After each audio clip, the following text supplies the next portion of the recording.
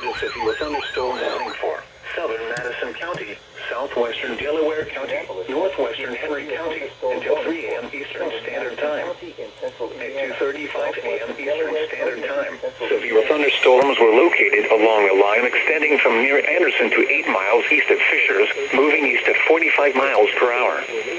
Expected hazards include 60 miles per hour wind gusts. This is a radar-indicated threat. The following impacts are expected. Expect damage to roofs, siding, and trees. Severe thunderstorms will be near Country Club Heights and Woodlawn Heights around 2:40 a.m. Eastern Standard Time. Anderson and Chesterfield around 2:45 a.m. Eastern Standard Time. Yorktown, Daleville, and Martinville around 2:50 a.m. Eastern Standard Time. Ball State University around 2:55 a.m. Eastern Standard Time. Sulphur Springs and Kansas around 3 a.m. Eastern Standard Time. This includes Interstate 69 between mile markers 215 and 240.